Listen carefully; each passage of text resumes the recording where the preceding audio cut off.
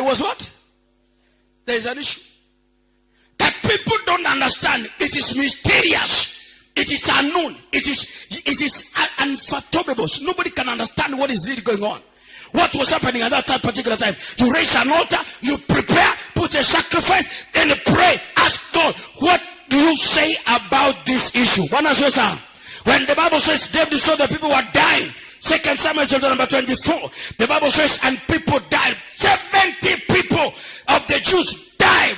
And the Bible says when David was praying, opened his eyes and saw an angel holding a sword against Jerusalem. And the man was sitting in a slaughtering mission.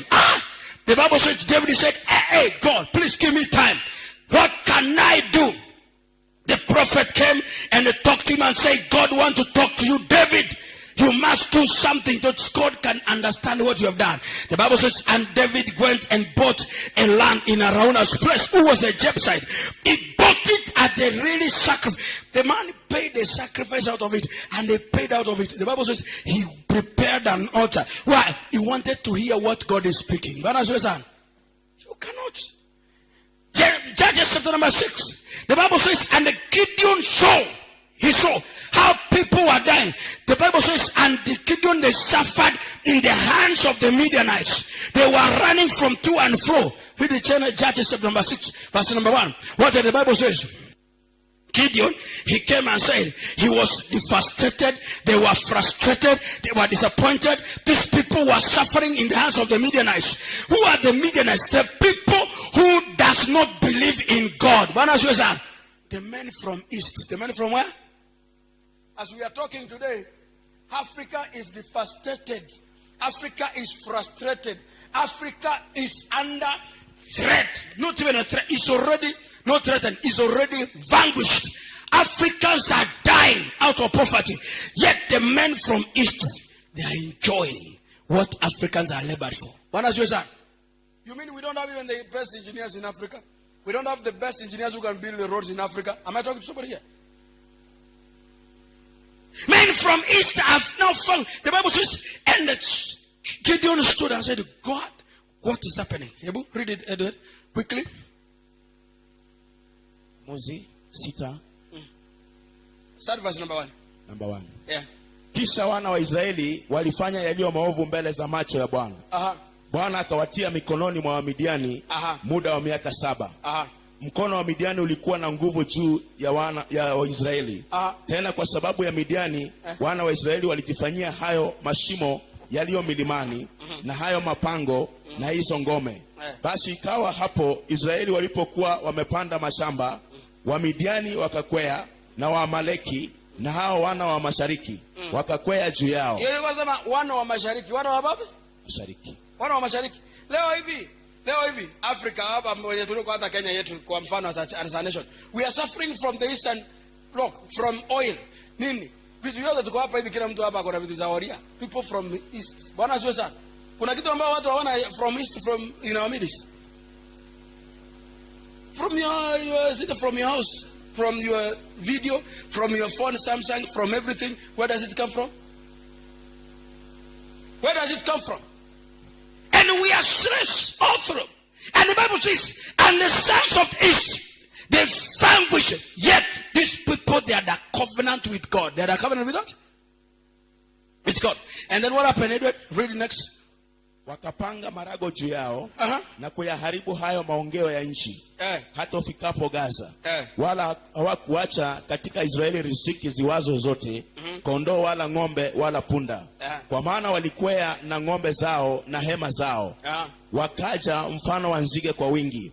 Wao na ngamia zao pia walikuwa hawana hesabu. Nao waliingia katika hiyo nchi ili kuiharibu. Israeli walitweza sana kwa sababu ya Wamidiani. Nao wana wa Israeli wakamlilia Bwana. Kisha ikawa hapo wana wa Israeli walipomlilia Bwana kwa sababu ya Midiani, Bwana akamtuma nabii aende kwa hao wana wa Israeli. Every time when people are going through anguish, hard times in life, God has never missed the word for somebody. God always sends somebody to make sure that he rescues his people. Bwana sio sana.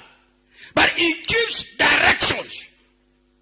He gives instructions. That's what the Bible says. Those who does not obey instruction, they suffer shame and poverty.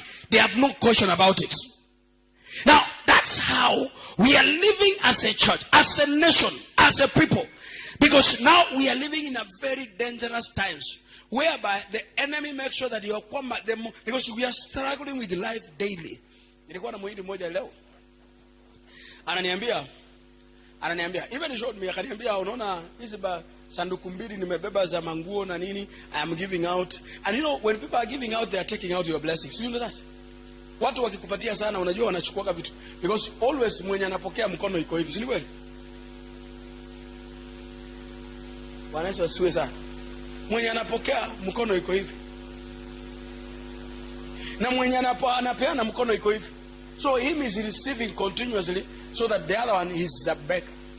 So huyu mwingine akatuambia akasema, Christians, they don't know how to share. But to them they call it to share, but they know the secret of sharing. It's not the sharing. The secret about them is also receiving, because they know it. So God has never missed instructions about his people when they are going through some calamities in life. Ready?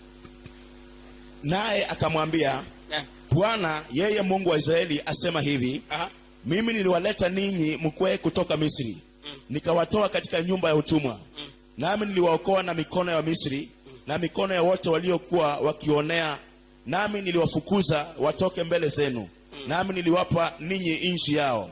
Kisha niliwaambia, mimi ndimi Bwana Mungu wenu, msiiche miungu ya Waamori ambayo mwaketi katika nchi yao, lakini hamkutii sauti yangu.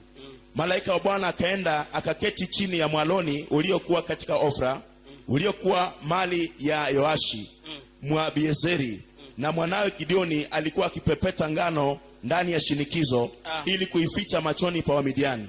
Malaika wa Bwana akamtokea akamwambia, Bwana yu pamoja nawe, shujaa.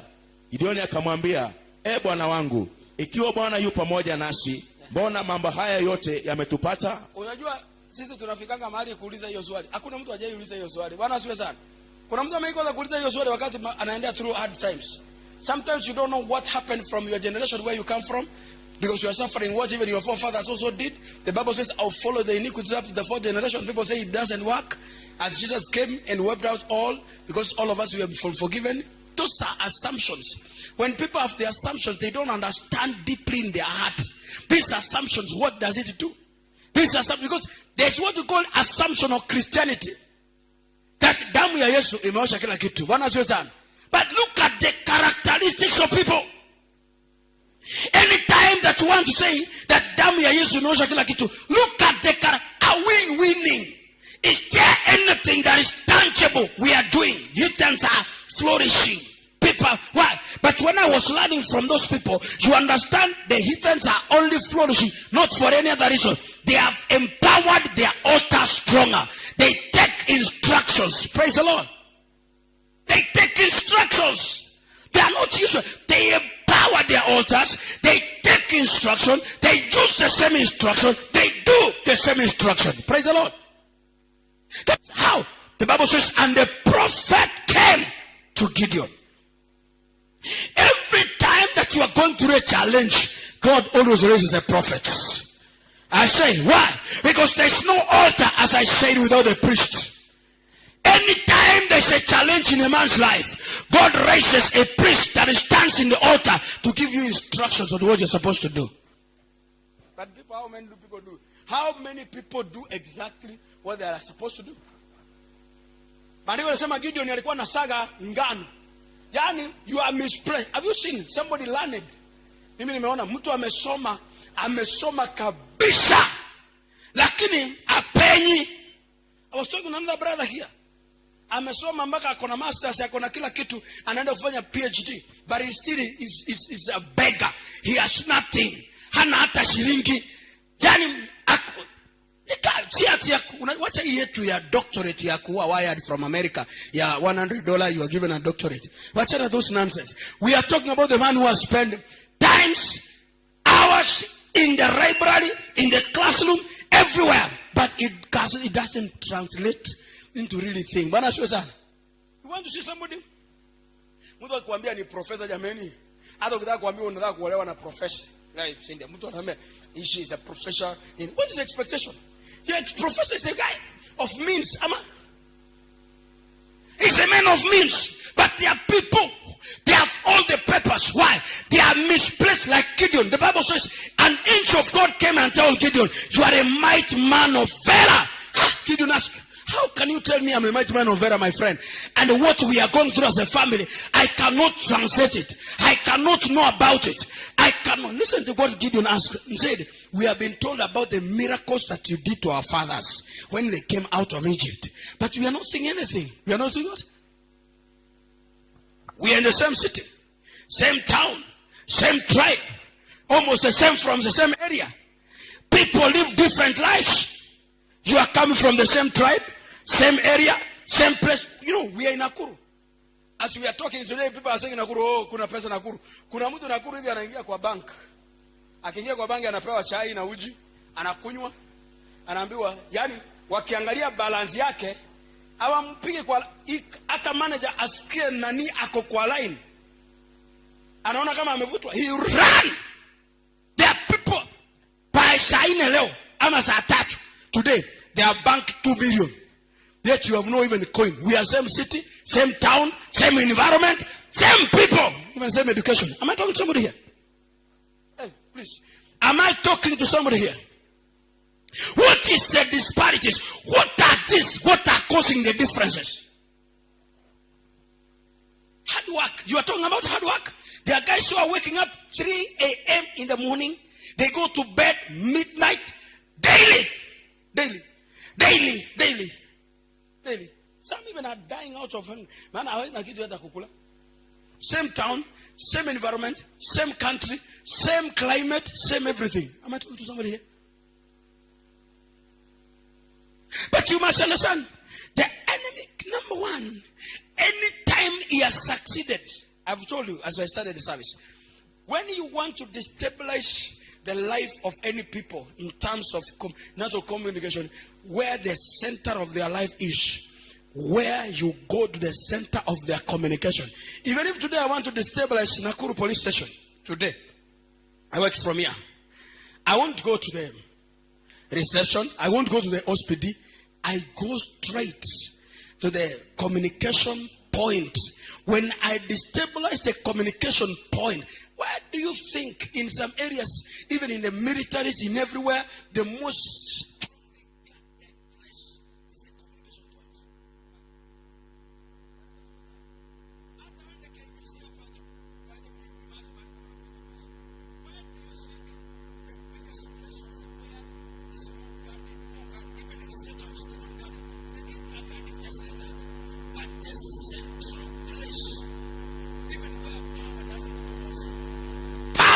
doesn't go off?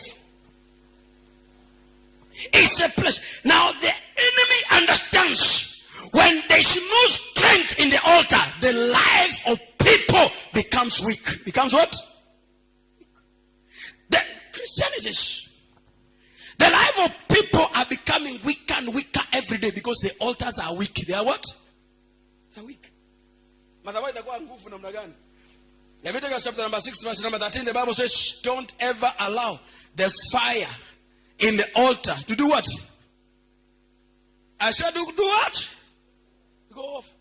Why? Don't allow, in even those cases why? There's one of my friends who was working in Telecom Kenya those years. Kuna mahali walikuwa wanaitaga exchange.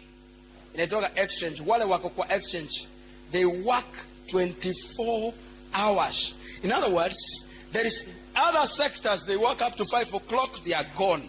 And you know, they work even 3, they are gone. But in the exchange,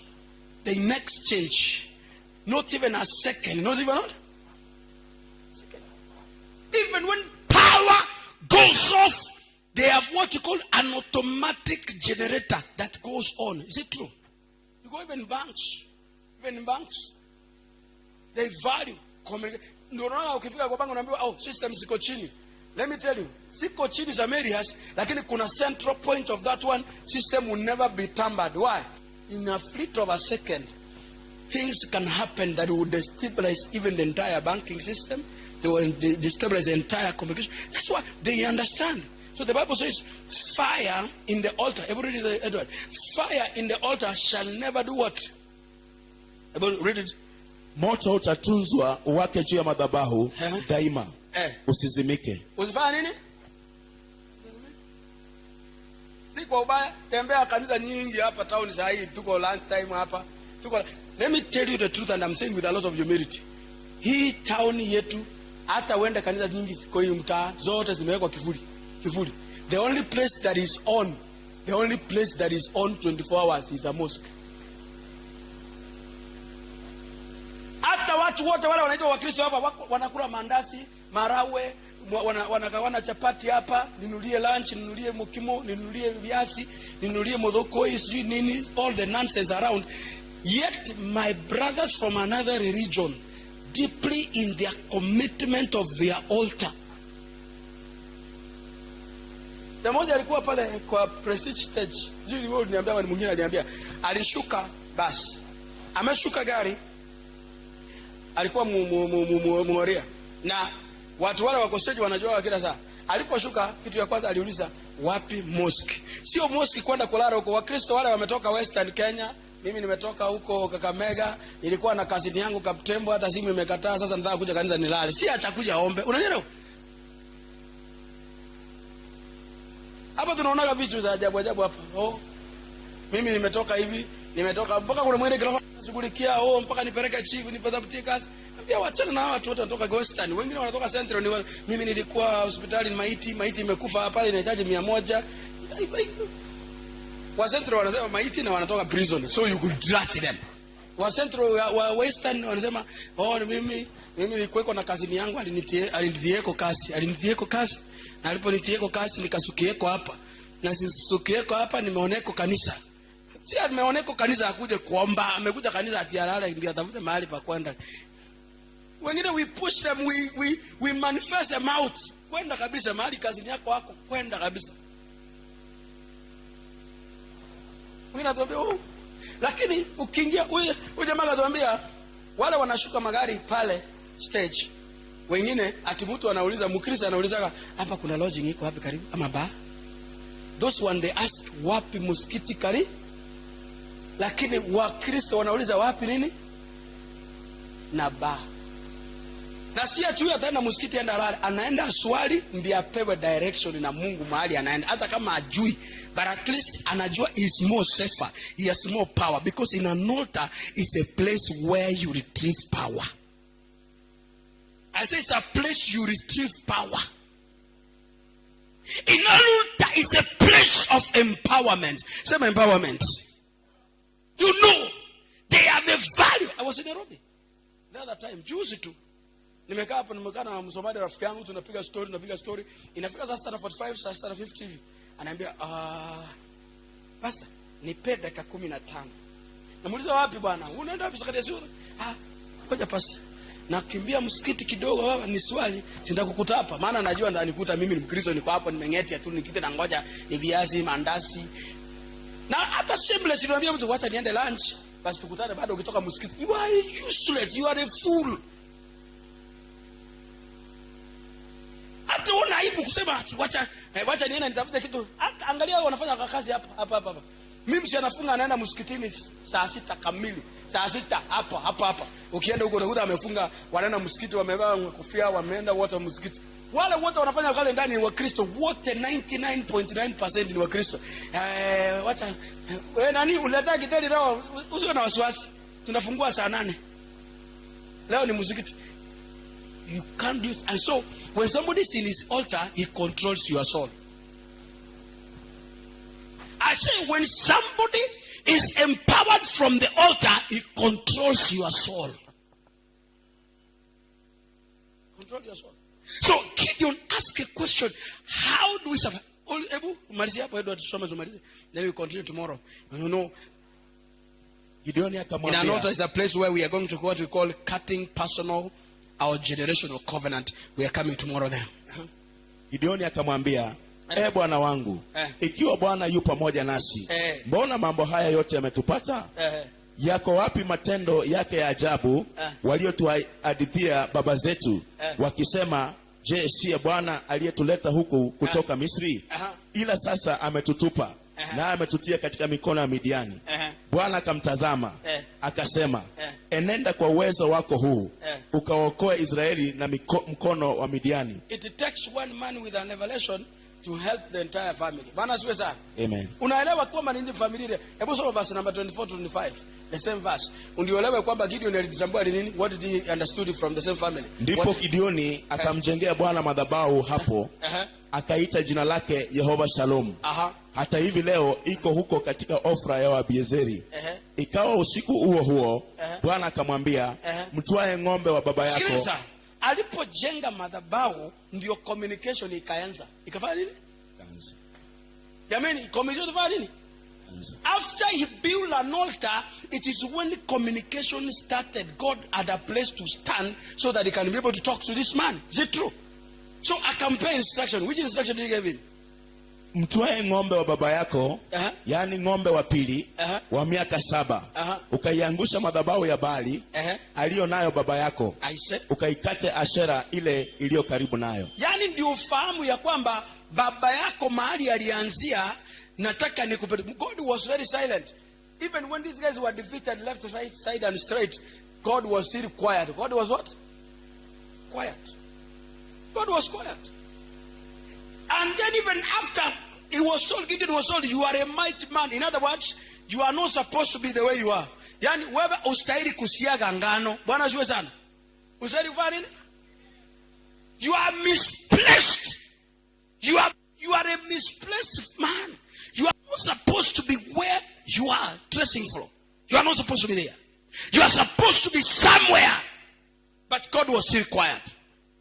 Until he was given instruction, the man discovered, let me build God an altar. So because God will speak to me.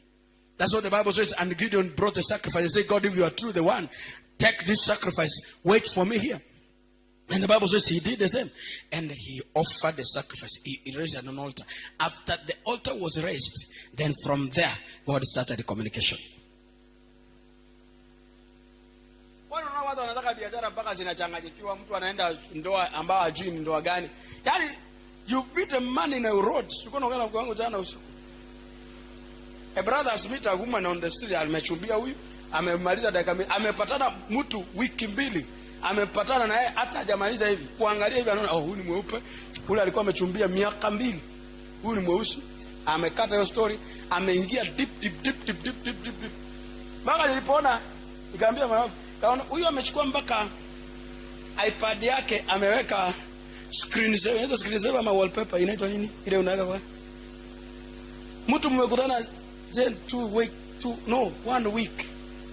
Ameweza sungushaje akili yako mpaka ukawa kama chizi. He controls your soul because it must be in an altar. Ameiguza mpaka akili yako inakuwa blank. You don't reason for yourself. Look at this. What is happening? What's happening? In an altar is a place also where souls are controlled from. Souls are done what? And the souls are the really man. Sasa unaona mtu anakuja anabadilika, mtu anabadilika all of us. Yaani mtu anakuwa chizi, mtu anakuwa shetani tu, ghafla. Mtu alikuwa vizuri kama ni mwanaume. Amekutana na chizi mwanamke kwa barabara, amesalimiana na yeye mara ya kwanza, baada ya kusalimiana na yeye, wamesalimiana, wamemaliza kusalimiana. Mwanaume anageuka anakuwa shetani, anakuwa chizi, yaani mpaka unaulizana what happened? Ni nini ulikutana naye changu? Mpaka unaulizana mlikutana na nani town? Because me sielewi. You left here very early. You left here in the morning peacefully. We prayed together. We were all of us at peace. Then you left. But after you have left, you come back at us. You unafanya nini? I don't know what you are doing. God, communication. Sema, altar is a place of communication. Stand up on your feet. Sema, altar is a place of communication. Stand up on your feet. Tell God, please give me one opportunity once more, that God help me, that I may be able to hear your voice from the altar in the name of Jesus. Lift up your hand for a minute and tell God, please give me grace, give me opportunity, give me time, that I may be able to know and understand from the altar what you want to talk to me in the name of Jesus Christ. Lift up those hands and the Lord, talk to him for a minute and tell God, please, every communication, God, you make from the altar, I will be able to be faithful, listen to it, and do it according to your word in the name of Jesus Christ. Father, I thank you again. I thank you because every moment you have all the revelation that you want us to give. And I know that, God, you have already prepared this altar purposely so that you can be able to speak to us in the name of Jesus Christ. We thank you, we bless your name, we worship you, and we glorify your holy name. Even every place is God, where we are misplaced, where we have been taken to a different direction, we don't know where we are going.